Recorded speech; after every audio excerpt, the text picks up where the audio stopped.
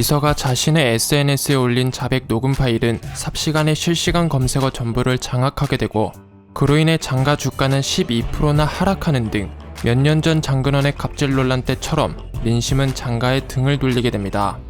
한마디로 장 회장을 조질 수 있는 절호의 찬스였죠. 하지만 대놓고 해임안을 내기에는 장 회장 측 사람들이 더 많았기에 그 사람들의 마음을 돌리기 위해서는 두 가지 조건이 필요했습니다. 첫 번째로는 장근원을 입건시킨다.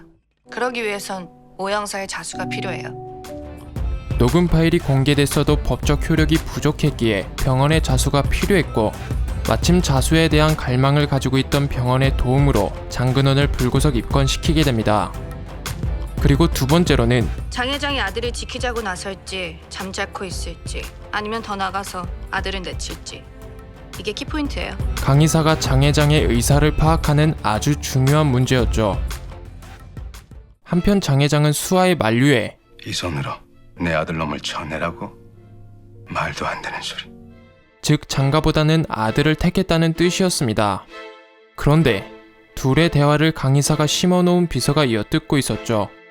그래서 현재 장 회장의 의사를 강 이사에게 전달하게 되고 그 기회를 놓칠 리 없는 강 이사는 곧장 주주들을 모아 대표이사 해임안 회의를 열게 됩니다.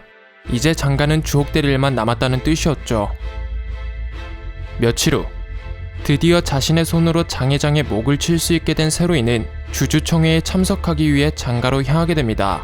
그리고 강 이사를 만나 커피 한 잔의 여유를 즐기게 되죠. 그런데 그때 장 회장의 긴급 기자회견 뉴스 속보를 보게 됩니다. 아들의 입에서는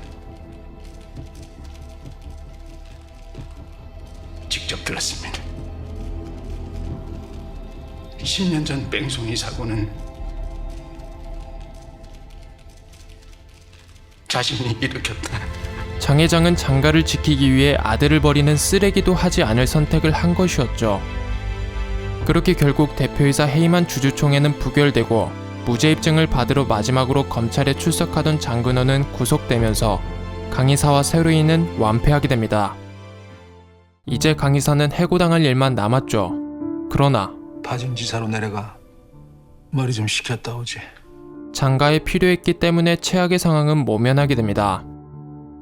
한편 멘탈이 부서진 세로이는 강 이사와 소주 한 잔을 하다 착용하고 있는 시계와 먹고 있는 안주가 연관이 있다는 얘기를 듣게 되죠. 박 부장님이 개발한 안주야. 그 공을 장 회장에게 돌린 대가로 받은 게 그 시계고. IMF 위기 속에서 장가를 살게 해준 메뉴를 세로이의 아빠가 개발했던 것이었고 장 회장은 그 메뉴를 자신이 개발한 걸로 하는 대신 시계를 준 것이었습니다. 그래서 세로이는 또다시 장가에 맞설 준비를 시작하게 되죠. 얼마 후 구속된 장근원은 징역 7년형을 선고받게 됩니다. 그리고 재판이 끝난 후 장 회장과 세로이는 이 장대위가 자네를 적으로 삼았어.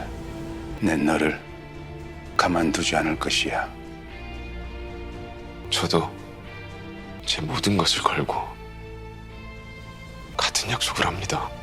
과연 이 둘의 끝은 어떻게 끝날까요? 재미있게 보셨다면 구독, 좋아요, 알림 설정 부탁드립니다.